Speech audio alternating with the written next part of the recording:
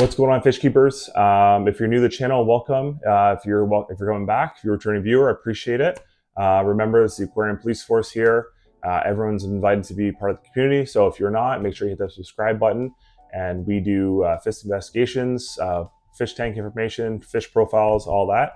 And today, what I want to talk to you about is misconceptions or myths, or lies that are circling the fish keeping hobby that we all really need to be aware about. Obviously, there was a lot of information that I was told or that I just thought when I started out in this hobby. Obviously, come to realize after years of doing this that a lot of these things are false and not true. And just some recent examples of when I was at my local pet store not too long ago where I ran into one of these myths. So I said, I'm going to make a video about things that I want people to be aware about, and you can comment below if you have made these mistakes or some of your own myths that you had heard and that you have changed and corrected people. So we're a community, and we definitely want to hear some feedback. So let's get right into it today.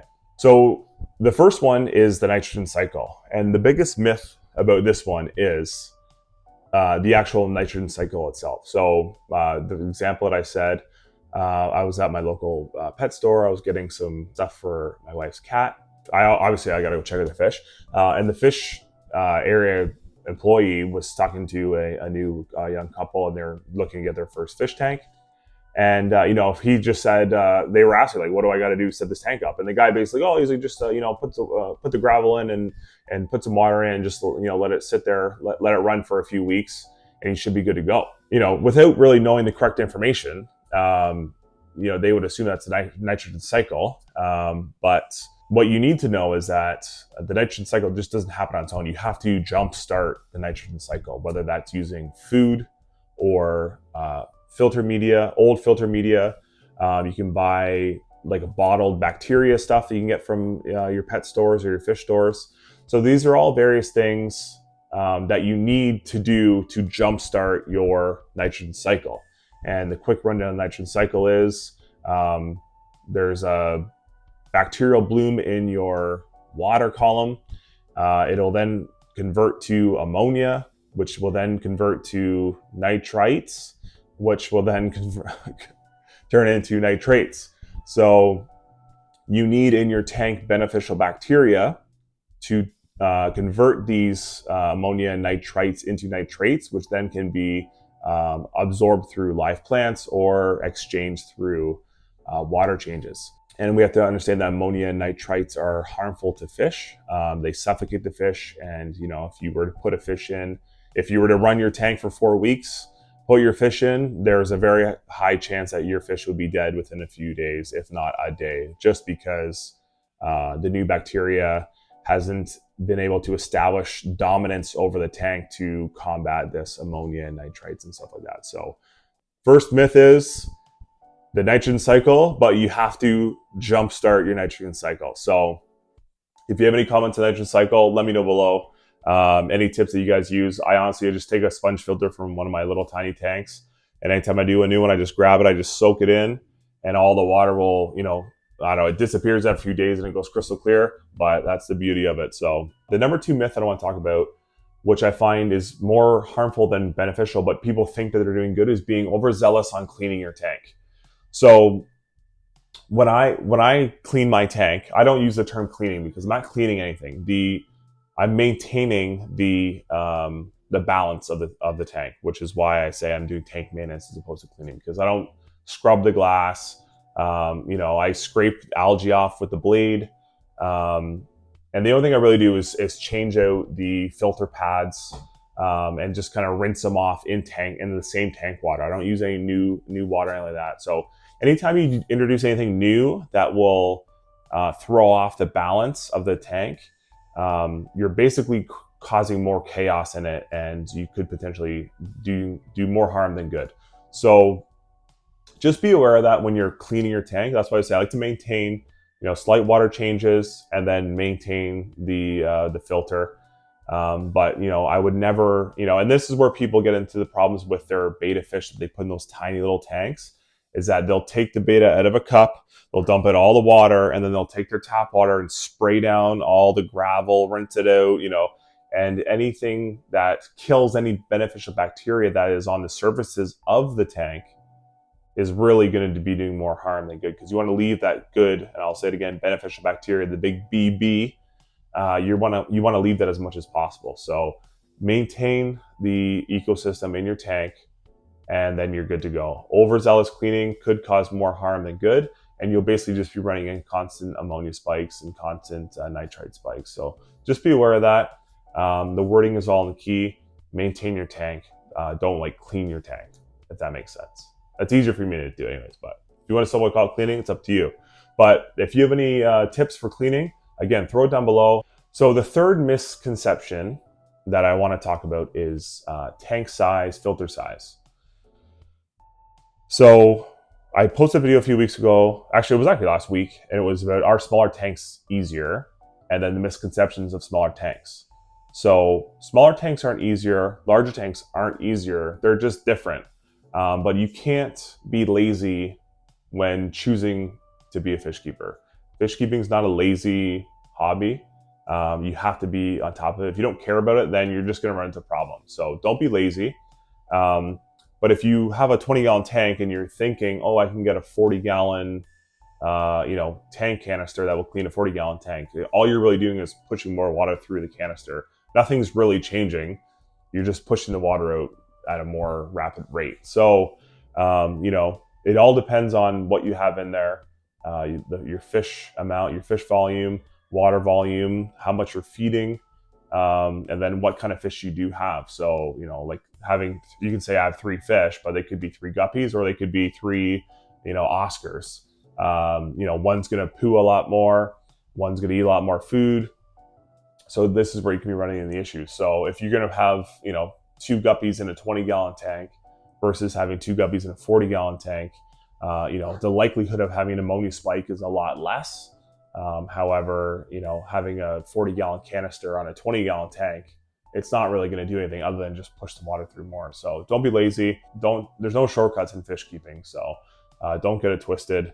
So no, a bigger canister filter won't make you not have to do water changes and tank maintenance on a 20-gallon tank. So you've been warned.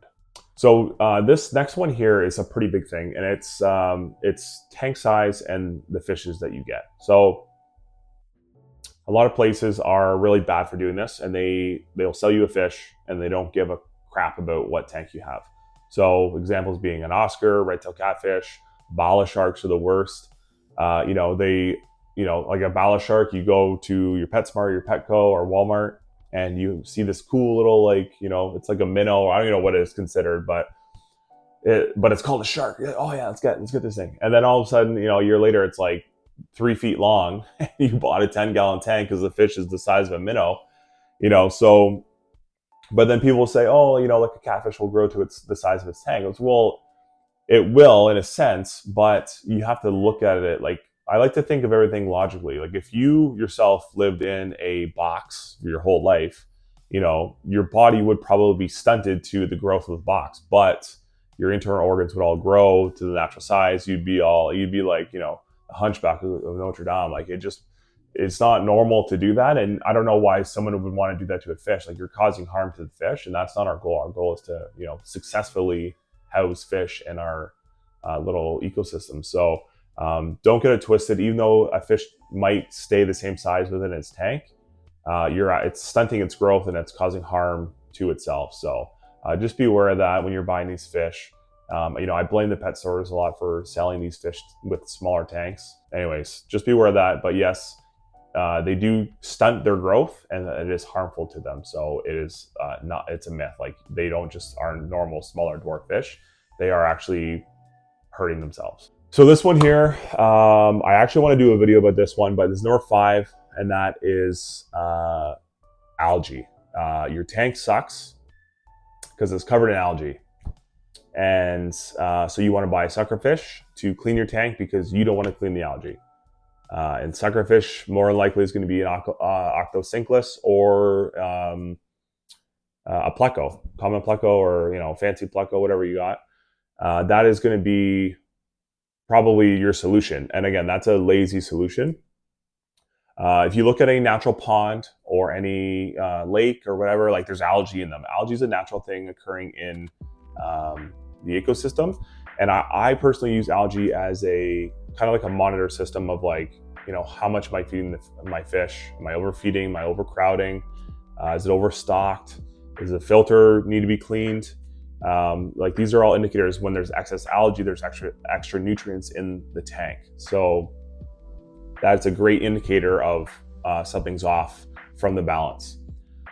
So adding a pleco to your tank to eat algae, I mean, you're basically just trading algae for more fish poo. Because yes, they eat algae, but when you consume something, you need to, dispel it in a way. And plecos, they poo a lot. So you're going to have a lot more waste, which is going to cause more ammonia spikes. So, it's not a solution. But yes, plecos will eat algae, but you're trading it for fish poo. Is basically what you're doing. So I like algae. Algae's good. Every tank has algae. Mine has algae. My shrimp tanks, they eat. I underfeed that tank, so there isn't a lot of algae in it, but it's there. So don't be scared of it. And if you don't like the look of it, then just pull it out. Scrape the glass, whatever you got to do. But it's nothing to be ashamed about. Everyone has it. So the number 6 myth that we're going to talk about today is water quality. Don't use tap water for your fish tanks. Now I say that, but you have to treat your water before you put it in.